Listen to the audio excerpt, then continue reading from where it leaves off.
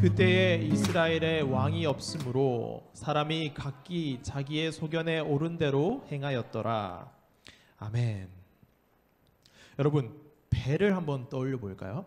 배, 우리 바다에 떠다니는 배입니다. 배를 한번 생각을 해보세요. 그 배에 선장이 타고 있어요. 그리고 선원들도 있습니다. 그리고 승객들도 있어요. 자, 배가 출발합니다. 배가 깊은 바다로 들어갑니다. 그런데 갑자기 선장이 죽었어요. 너무 아침부터 잔인한 이야기인가요? 그렇게 한번 상상을 한번 해봐요. 자, 선장이 없는 이 배는 이제 어떻게 될까요? 이 배는 이제 어디로 가게 될까? 한번 상상을 한번 해보자라는 겁니다. 승객들은 당황하게 될 것이에요. 그리고 선원들이 있기는 하지만 그 선원들 중에 아주 리더십이 있는 선원이 없다면 그 배는 아주 우왕좌왕하게 되겠죠. 목적과 방향을 잃어버리고 어떻게 해야 되지? 라는 그러한 상황 가운데 빠질 수 있다라는 겁니다. 그리고 선원들 가운데 이제 배를 조금 안다라고 생각할 수 있는 그 선원들 가운데서도 의견이 분분해질 수 있을 겁니다. 어떤 선원은 이쪽 방향으로 가야 돼, 이렇게 가야 돼, 그리고 어떤 선원은 저렇게 가야 돼 라고 이야기할 수 있을 것 같아요. 그렇게 되면 분열이 일어나게 될 수도 있고 어디로 가야 할지 모르는 그런 상황에 처하게 될 수도 있다라는 거죠. 물론 배에는 부선장이라는 사람도 함께 타기 때문에 방금 제가 말씀드린 것은 저의 그냥 우려일 수도 있고 그런 일은 발생하지 않는다라고 생각할 수도 있고 저도 거기에 동의를 합니다. 그러나 선장이 없는 배가 어떤 상황에 빠질 수 있을까? 그것을 한번 떠올려 보자라는 마음으로 한번 상상을 해보자라는 말씀이었습니다. 자, 그러면 또 다른 상상을 한번 해볼까요? 여러분들이 좋아하는 그리고 잘 알고 있는 우리 BTS를 한번 상상을 한번 해봅시다. 생각을 한번 해봅시다. 자, 지금은 전 세계적으로 유명해져서 많은 인기와 사랑을 받고 있는 그룹이죠. 그런데 2013년에 처음 데뷔했을 당시에도 그렇게 인기가 많았었나요? 그렇지는 않죠.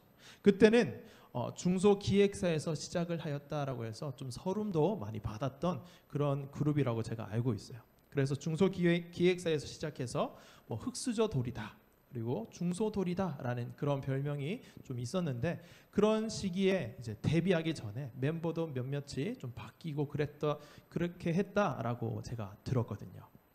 맞죠? 네.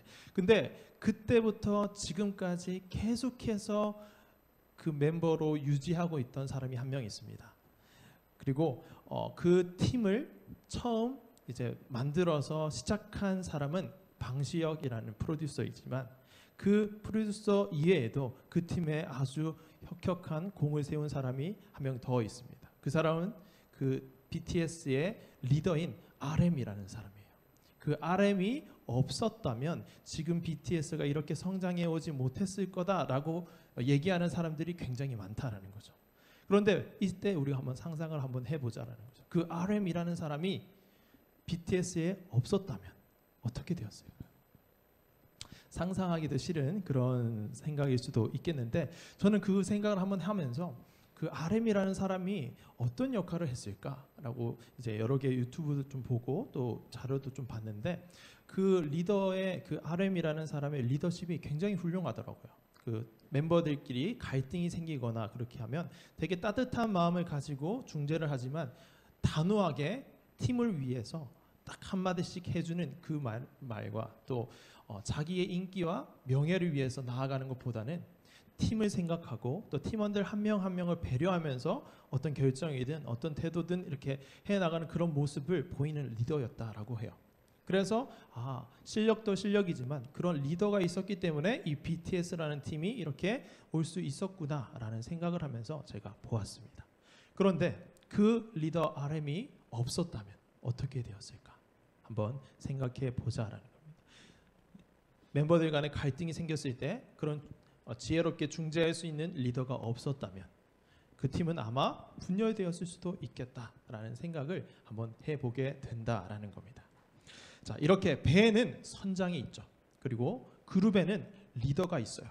그리고 옛날 나라에는 왕이라는 사람이 있었고 그리고 지금 우리 나라와 같은 보통 나라에는 대통령이 있습니다.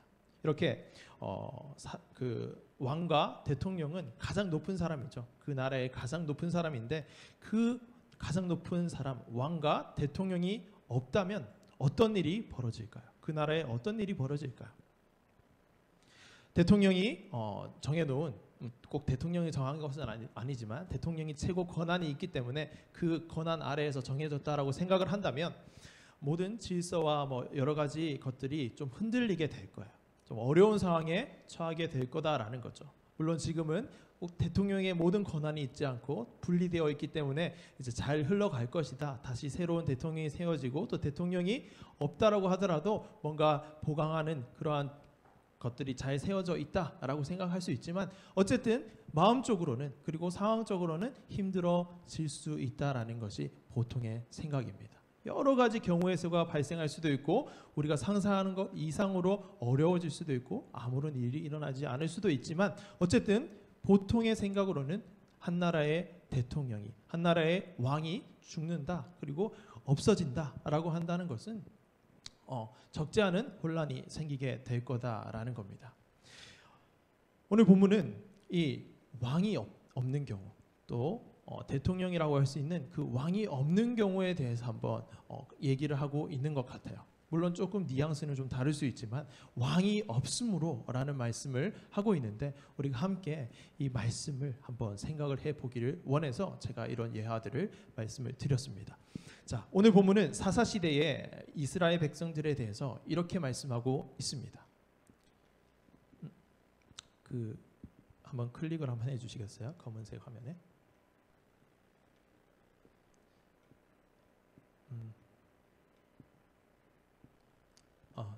제가 할게요. 네. 자, 그때에 이스라엘에 왕이 없으므로 사람이 각기 자기의 소견에 옳은 대로 행하였더라. 그때 이스라엘 백성들에게 왕이 없었다라고 말씀하고 있어요. 그래서 이스라엘 백성들은 왕이 있었으면 왕의 명령대로 지켜서 행했을 텐데 그 이스라엘 백성들은 가나안에 들어가서 하나님께서 말씀하신 내쫓아야 할 모든 족속들을 다 내쫓지 않고 조금 남겨두고 또 자신들의 눈에 좋게 보이는 것들을 남겨두는 일을 했다라는 거죠. 그래서 그런 것을 보고 저거 좋아 보인다. 이거 좋아 보인다. 라고 해서 그것들을 따라하는 그 이방 백성들의 풍습과 여러 가지 우상 숭배하는 그런 행동들을 따라하는 그런 죄를 짓고 말았다라는 거죠. 그렇게 죄를 짓고 그 죄로 인해서 외세에 넘겨주는 하나님께서 외세에 이스라엘 백성들을 넘겨주는 그러한 압제를 당하게 하시고 그렇게 압제를 당하니까 힘들어요. 살려주세요 하는 간구를 하게 되고 그 간구를 들으시고 하나님께서 이스라엘 백성들을 살리시기 위해 사사를 보내주시는 구원 그리고 그 구원을 받았음에도 불구하고 사사가 죽고 나자마자 또다시 죄를 짓게 되는 잊어버리고 죄를 짓게 되는 그것을 7번이나 반복하게 되는 그 삶을 왕이 없기 때문에 그렇게 했다라고 말씀하고 있다라는 겁니다. 그 행동들을 그 삶의 패턴들을 한마디로 하나님께서는 오늘 말씀을 통해서 이렇게 정의하고 있다라는 겁니다. 우리 함께 한번 읽어볼까요? 시작. 그때에 이스라엘에 왕이 없으므로 사람이 각기 자기의 소견에 옳은 대로 행하였더라. 자기의 소견에 옳은 대로 행하는 삶이 바로 이스라엘 백성들의 삶이었다. 그 사사시대의 이스라엘 백성들의 삶이었다라고 말씀하고 있는 겁니다. 소견이라는 단어는 생각, 뜻, 자기 마음 이런 그런 뜻입니다. 그래서 자기 마음대로 행했다, 자기 뜻대로 행했다, 자기 생각에 맞는 대로 행했다라고 하는 겁니다.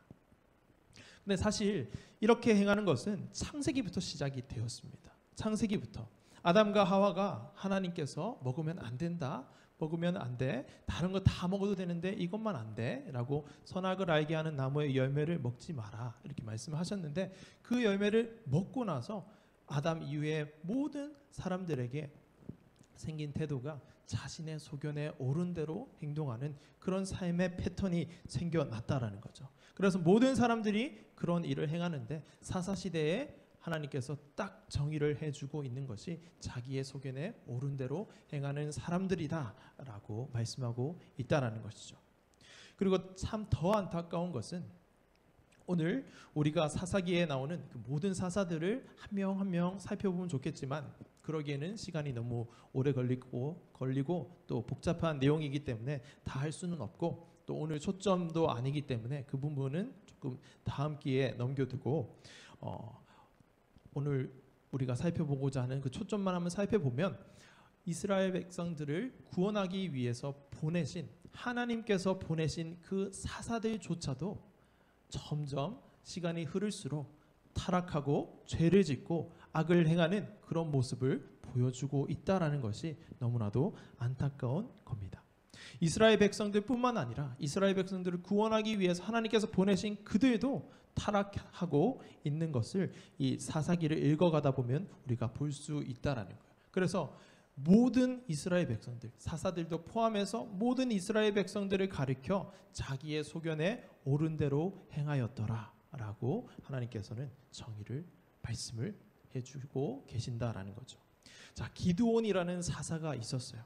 우리가 몇 명만 살펴볼 텐데 기드온이라는 사사는 처음에는 하나님께서 부르실 때에 저는 못합니다 막 이렇게 조금 빼다가 그래도 하나님께서 할 수 있도록 용기를 주고 힘을 주시니까 그러면 한번 해보겠습니다 라고 하고 아세라 신상들과 막 우상을 때려서 막 부수기 시작합니다. 그래서 부수고 하나님의 그 부르심을 따라서 제가 나가보겠습니다 이렇게 처음엔 시작을 했는데 나중에 승리를 하고 하나님의 함께 하심을 덧입어서 막 이렇게 승리도 하고 이렇게 나가다가 나중에는 저 제사장이 입는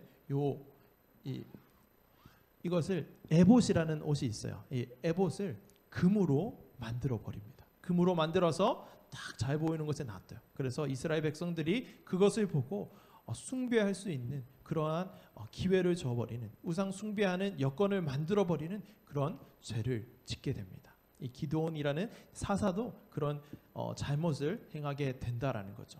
그리고 두 번째는 입다라는 사사가 있어요. 참 이름이 좀 별로 좀 와닿지 않을 수 있고 어려울 수 있는데 입다라는 사사입니다. 자, 입다라는 사사는 어떤 사람이었는가 하면 아주 불량배 같은 그런 사람이었어요. 그런 힘을 좀 쓰는 그런 불량배 같은 사사였는데 이스라엘 백성들이 막 고통당하고 있으니까 이스라엘 백성들이 이 입다에게 찾아가요. 그래서 우리를 좀 구해달라. 당신의 그 힘으로 좀 구해달라. 이렇게 하니까 이 사람이 막 거들먹거리면서 이제 전쟁을 하러 나갑니다. 전투를 하러 나갑니다. 근데 그 전투를 하고 나서 돌아올 때 승리하고 돌아올 때에 가장 먼저 나의 승리를 축하하고 나와서 반기는 사람을 하나님께 바치겠다라는 좀 이상한 약속을 합니다. 근데 그 약속은 그 사람을 하나님께 바치는 사람을 신에게 바치는 그것은 가나안 땅에 살던 사람들이 행했던 우상 숭배하는 방법이었거든요. 하나님을 모르는 사람이었어요. 하나님을 모르고 하나님을 어떻게 예배할지 모르고 또 자신의 생각에는 이렇게 하면 하나님이 기뻐하시겠지. 가나안 땅에 있는 사람들을 보니까 이렇게 자신의 신들을 숭배하고 예배하던데 나도 그렇게 하면 하나님이 기뻐하겠지. 나의 승리 가운데 하나님께서 도와주시겠지. 그런 마음으로 내가 갔다가 돌아올 때에 나에게 가장 처음 나와서 반기는 사람을 하나님께 바치겠습니다 라고 약속을 하고 전투에 임했던 것이죠. 자기의 소견대로 자기의 소견에 옳은 대로 행하는 그 모습을 이 입다라는 사사가 보여주고 있는 것이에요. 그리고 세 번째는 우리 삼손이라는 사사. 삼손이라는 인물의 이름은 좀 들어보신 적이 있나요? 아주 힘이 엄청 센 사사였는데 막 맨손으로 막 사자도 때려잡고 하는 그런 아주 힘이 아주 장사인 사사이었습니다. 근데 이 사사는 어떤 사람이었냐면 처음부터 막대 먹은 사람이었어요. 처음부터 어떤 막대 먹은 사람이냐면 굉장히 오만하고 폭력적이고 그리고 여자를 밝히는 아주 토색한 그런 사람이었어요. 이 사사를 자세히 살펴보는 것은 우리 다음 기회에 한번 살펴보도록 하고 이 삼손도 아주 자기의 소견대로 자기의 소견에 옳은 대로 처음부터 끝까지 행하는 그런 사사가 바로 이 삼손이었어요. 다른 사사들은 하나님의 말씀에 순응하여서 뭔가 막 행동을 하다가 훗날에 좀 타락하고 이렇게 하는 모습을 보였다면 이 삼손은 처음부터 좀 일관적으로 악한 모습을 보여주었다라는 그런 사사가 이 삼손입니다. 이렇게 이스라엘 백성들도 모자라서 구원자로 하나님께서 보내신 사사들마저 타락하고 하나님 앞에서 죄를 짓고 악을 행한 것이 바로 이 사사 시대의 이스라엘 백성들의 모습이었다라는 말씀입니다. 그리고 이 모든 것이 하나님이 말씀하시기를 이 이스라엘 백성들에게 왕이 없으므로 이렇게 이런 일들이 발생하였다. 자신들의 소견에 옳은 대로 행하는 그 삶이 이들 가운데 나타나게 되었다라고 말씀하고 있는 거죠. 그런데 하나님께서는 이스라엘 백성들이 그렇게 자신들의 소견에 옳은 대로 행할 것을 이미 알고 계셨어요. 그래서 신명기 27장 11절에서 26절에서 이렇게 말씀을 미리 하셨습니다. 우리 눈으로 한번 따라 읽으면서 제가 한번 선언하는 부분, 이 선언인데 제가 큰 소리로 읽는 부분에 한번 귀 기울여서 눈으로 한번 따라 읽으시기를 바랍니다. 큰 소리로 이스라엘 모든 사람에게 외치십시오. 대장장이를 시켜서 주님께서 역겨워하시는 우상을 새기거나 부어 만들어서 그것을 은밀한 곳에 숨겨놓는 자는 저주를 받는다 하면 모든 백성은 아멘 하고 응답하십시오. 아버지와 어머니를 섬기는 자는 저주를 받는다 하면 모든 백성은 아멘 하십시오. 이웃의 땅 경계석을 옮기는 자는 저주를 받는다 하면 모든 백성은 아멘 하십시오. 눈이 먼 사람에게 길을 잘못 인도하는 자는 저주를 받는다 하면 모든 백성은 아멘 하십시오. 외국 사람과 고아와 과부의 재판을 공정하게 하지 않는 자는 저주를 받는다 하면 모든 백성은 아멘 하십시오. 간음을 행하는 자는 저주를 받는다 하면 모든 백성은 아멘 하십시오. 이 율법 가운데 하나라도 실행하지 않는 자는 저주를 받는다 하면 모든 백성은 아멘 하십시오. 아멘. 여러분 정말 아멘인가요? 이 내용이 무시무시하고 또 살벌한데 정말 아멘이신가요? 좋습니다. 제가 어버이날 다음 날 오늘 또 기분 좋은 주일에 왜 이렇게 저주의 말을 길게 읽은 것인가 라는 그런 생각을 하실 수도 있겠지만 가나안 땅에 들어가서 처음으로 하나님께서 하신 것이 바로 이 저주였어요. 혹시 마우스를 클릭을 한 번만 해주시겠나요? 네, 이거를 다른 곳에 커서를 하면 제가 이걸로 조정이 안 됩니다. 네, 잠깐만요. 자, 가나안 땅에 들어가서 처음으로 하나님께서 이스라엘 백성들에게 하라고 한 것이 이 에발산의 저주 선언입니다. 무엇이냐면 자, 여기 그림을 한번 보세요, 여러분. 자, 그리심산이 여기 있습니다. 그리고 에발산이 여기 있어요. 자, 이스라엘 백성들은 12지파였는데 12 가문이었는데 그 12가문에 6가문 반은 그리심산에 올라가서 서서 축복을 선언하라. 그리고 반은 에발산에 올라가서 저주를 선언하라 라고 하나님께서 말씀하셨어요. 요단강을 건너서 가나안 땅에 들어가거든 너희가 반씩 나눠서 그리심산과 에발산에 서서 한쪽에서는 축복을 선언하고 한쪽에서는 저주를 선언하라 라고 말씀하셨다라는 거죠. 그 중에 방금 제가 읽었던 것이 저주의 말씀입니다.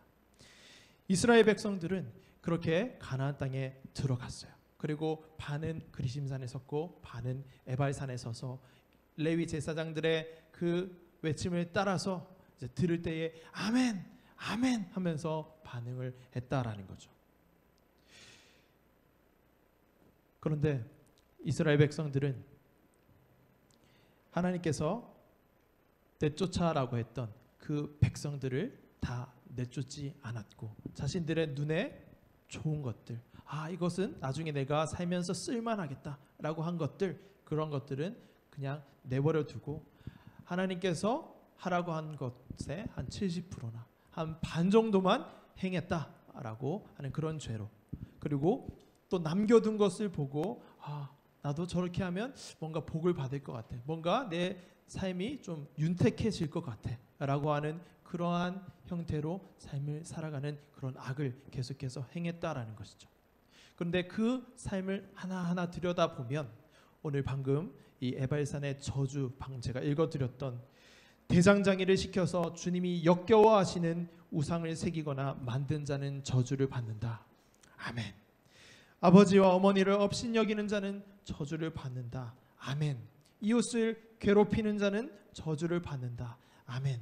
눈먼 사람을 잘못 인도하고 외국 사람과 고아와 과부를 못 살게 굴고 나쁘게 대하는 사람은 저주를 받는다. 간음과 음행을 행하는 자는 저주를 받는다. 이 모든 율법을 지켜 행하지 않으면 저주를 받는다 라고 한 그 말씀 안에 다 들어가는 죄들을 이스라엘 백성들이 저지르며 살아갔다라는 것이죠. 그러면 이스라엘 백성들에게 따르는 그 결과는 무엇입니까? 저주 선언을 했잖아요. 거기에 이스라엘 백성들이 아멘 하면서 반응을 했잖아요. 그러면 그들에게 따를 것은 무엇인가요? 저주겠죠. 저주가 이스라엘 백성들에게 따라 부어져야 한다라는 겁니다. 그런데 이스라엘 백성들은 계속해서 하나님의 구원을 받고 다시금 그 사사가 살아있는 동안에는 하나님과 함께 또 즐거운 시간을 가지다가 그 사사가 죽자마자 또 죄를 짓게 되지만 저주를 받는 것이 아니라 그냥 하나님께서 은혜로 구원을 해주시는 그 은혜를 입었다라는 것이죠. 그리고 우리가 저주를 읽었던 것을 생각하면서 우리의 삶을 한번 들여다봅시다. 우리는 어떻습니까? 우리는 물론 대장장이를 시켜서 막 우상을 만들고 어떤 형상을 만들어서 거기에 막 절하고 그러지는 않는다라고 할지라도 우리의 삶 가운데에 돈이라는 우상을 섬기고 있지는 않는가요? 그리고 성이라는 우상을 섬기고 있지는 않습니까? 그리고 권력이라는 명예, 인기, 우리가 인기 있고 싶어하고 뭔가 누군가의 인정을 받고 칭찬을 받고 싶어하는 그런 명예와 인기라는 우상 가운데 우리가 빠져 있지는 않습니까?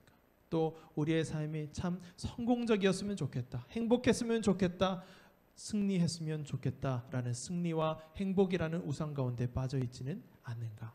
그리고 우리의 삶이 조금 더 세상에 영향력을 끼치고 또 우리가 하고 싶은 것들을 실현하고 내가 하고 싶은 그 원하는 것들을 잘 이루어내고 싶은 그러한 자아 실현이라는 우상들에 빠져 있지는 않는가 하는 말씀입니다. 우리를 한번 돌아봐야 한다라는 거죠. 물론 돈, 성, 권력, 명예, 인기, 승리, 행복, 영향력, 자아 실현 이런 것들은 그 자체로는 나쁜 것이 아닐 수 있습니다. 그 자체로는 무조건 잘못된 거야 라고 할 필요가 없는 그런 것이에요. 그러나 그런 것들이 우리의 마음을 점점 더 크게 자리하게 되고 하나님을 밀어내게 되고 하나님보다 그것들이 자리를 차지하게 된다면 우리는 그것들을 우상으로 섬기고 있다라는 말씀입니다. 우리는 그렇지 않은가? 우리의 학업 가운데 우리가 미래를 준비하며 열심히 준비하는 그 가운데에 이러한 것들이 우리의 마음을 다 차지해버리고 있지는 않는가? 그렇다면 대장장이를 시켜서 그리고 다른 사람을 시켜서 이렇게 그 우상들을 새겨 만든 것과 별반 다를 것이 없는 죄를 오늘 우리가 짓고 있다라는 말씀입니다. 그리고 어제는 우리가 어버이날이었는데 우리를 낳아주시고 길러주시며 우리에게 사랑을 한없이 베풀어 주시는 그 부모님께 우리가 불효할 때가 얼마나 많이 있습니까? 하나님께서 어떻게 말씀하셨나요? 너희는 에발산에 올라가서 이렇게 저주하라 하셨을 때에 두 번째로 나오는 것이 부모를 업신여기는 자는 저주를 받으리라. 이 말씀에 이스라엘 백성들 모두가 아멘 했단 말이죠. 그리고 여러분들도 아멘 했어요. 난 안 했는데 라고 하는 친구가 있을지 모르겠는데 우리 가운데 다 아멘 한 걸로 저는 믿습니다. 그렇다면 우리는 부모님을 공경하지 못하고 부모님께 짜증내고 그렇게 한 적이 있는데 우리는 저주를 받아야 된다라는 거죠. 어떻게 할까요? 이거 이외에도 수많은 우리가 저주 선언했을 때 그 들어가는 것들, 그리고 모세가 10계명을 받아왔는데 그 10계명을 들여다보니까 내가 못 지키고 있는 것들이 너무나 많은데 그것들 다 우리는 저주를 받아야 하는 그 결과가 따른다라고 말씀하는데 우리는 어떻게 하면 좋습니까? 하는 겁니다. 우리가 지난주에 함께 잠깐 살펴보았던 철학자 헤겔의 말이 있죠. 우리가 역사로부터 배울 수 있는 유일한 교훈은 우리가 역사로부터 아무것도 배우지 않는다라는 사실이다 라고 하는 이 철학자의 말처럼, 그렇지, 나는 저주를 받아 마땅하지. 왜냐하면 과거를 통해서 내가 아무것도 안 배웠으니까 그렇지, 계속해서 반복해서 죄를 짓기 때문에 그렇지 라고 하면서 우리는 그냥 풀이 죽어서 고개를 숙이고 있어야 할까요? 그렇다면 제가 이런 얘기를 하지 않겠죠. 아닙니다. 우리는 그렇게 하는 것이 아니다라는 거죠. 우리는 그럴 수 없고 그래서도 안 됩니다. 왜냐하면 하나님은 말씀대로라면 그냥 우리는 저주를 받아 마땅하고 지금 죽어도 아무런 할 말이 없는 그런 사람들이지만, 그럼에도 불구하고 그런 우리를 살리시기 위해서 2000년 전에 우리의 죄를 대신 자신의 아들에게 담당시키신 그 은혜를 우리에게 베풀어 주셨기 때문에 우리는 그저 풀이 죽어 있고 그냥 나는 원래 그래 라고 하며 있을 수 없다라는 말씀입니다. 하나님께서 우리를 너무나도 사랑하셔서 우리에게 은혜 베풀어 주시며, 아니다, 내 아들아 내 딸아, 그렇게 가만히 있으면 안 된다. 철학자가 무슨 말을 했든 누가 어디서 무슨 말을 하든 너는 그렇게 머물러 있으면 안 된다 라고 말씀하시는 것이 우리 하나님의 마음이다라는 거죠. 왜 그런 말씀을 우리가 계속해서 반복해서 똑같은 죄를 또 짓고 또 짓고 또 지어도 그렇게 우리에게 말씀하시는 것일까? 그 이유에 대해서 한번 생각을 해보신 적이 있습니까? 저는 그 이유에 대해서 굉장히 많은 생각을 해봤는데 그 이유를 아직까지 잘 모르겠어요. 왜냐하면 제 모습을 제가 잘 알잖아요. 근데 제 모습을 봤을 때 사랑할 만한 그런 구석, 물론 인간은 존귀하기 때문에 사랑을 받을 가치가 있고 건강한 자기 사랑은 아주 중요합니다. 그러나 그런 거 말고 내 죄를 봤을 때, 내 마음의 그 시커먼 모습을 봤을 때 나를 구원해 주셔야 할 이유를 발견하지를 못하겠더란 말이죠. 근데 하나님께서 왜 나를 그렇게 사랑하시고 자신의 아들을 죽여서까지 나를 살려주셨을까? 여러분들을 살려주셨을까? 그 이유에 대해서 한번 생각을 해보신 적이 있는가 하는 질문입니다. 그 이유에 대해서 이렇기 때문에 우리를 사랑하시는 거죠, 이렇기 때문에 우리를 구원하신 거죠 라고 답을 할 수는 없을 것 같아요. 평생 고민을 해봐야 하는 부분일 수도 있겠지만 제가 이제까지 고민을 해온 바로는 어떤 이유 때문에 저를 살리시고 사랑하시고 구원을 하신 그 마땅한 이유를 찾지 못했다라는 겁니다. 그저 하나님께서 그렇게 하시기를 기뻐하시는구나 라는 것 이외에는 찾지를 못했어요. 하나님께서 우리를 사랑하시고 그 사랑 때문에 우리를 살리시고 우리와 함께 하시고 우리를 자녀 삼아주심을 하나님께서 기뻐하시는 것, 그것 말고는 다른 이유를 발견하지 못했다라는 거예요. 여러분들이 어떠한 죄의 구렁텅이 가운데 돌고 있든지 살고 있든지 그것과 관계없이, 물론 거기서 빠져나와 하나님과 함께하기를 하나님은 너무나도 원하시겠지만 거기에 있다라고 할지라도 여러분들을 사랑하시는 그 사랑은 하나님께서는 멈추지 않으실 거라는 거죠. 그래서 우리가 지난 시간에 살펴보았던 우리가 또 죄를 짓더라도 다시 한번 또 일어나서 나갈 수 있는 근거도 우리 하나님의 은혜에 있다라는 말씀을 나눴지 않습니까? 오늘도 마찬가지인 거예요.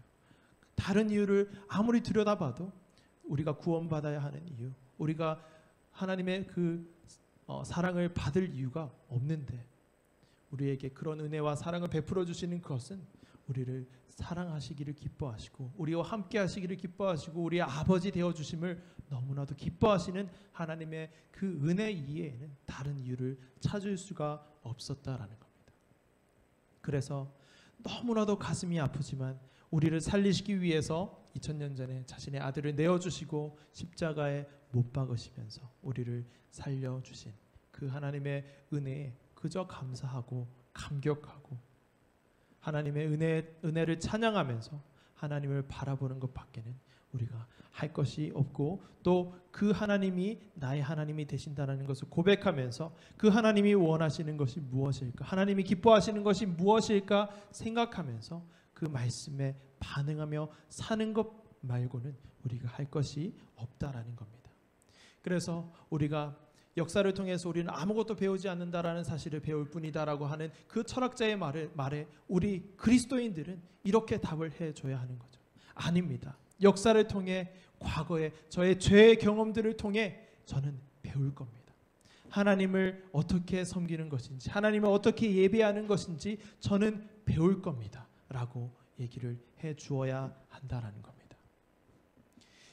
그리고 우리의 삶 가운데 이스라엘 백성들의 그 모습처럼 또다시 죄를 짓고 이스라엘 백성들에게 왕이 없으므로 그들이 자기의 소견에 옳은 대로 행하였더라라고 이렇게 말씀하고 있는 그 모습처럼 우리의 삶 가운데서도 우리의 소견에 옳은 대로 행하고 내 생각에 좋은 대로 내 마음에 드는 대로 행하는 그 삶을 사는 것이 아니라 나를 위해서 죽으신 예수 그리스도의 십자가 사랑과 하나님의 그 은혜를 기억하면서 우리에게 여전히 내가 너희에게 이런 은혜를 베풀었단다. 내가 너희를 이렇게 사랑한단다. 내가 너희를 이렇게 기뻐한단다 라고 말씀하시는 하나님의 음성을 들어야 한다라는 겁니다. 그리고 그때에 이스라엘의 왕이 없으므로 라고 말씀하고 있는데 정말 없었니? 라고 질문하시는 하나님의 음성에 우리는 아닙니다 라고 답을 해야 됩니다.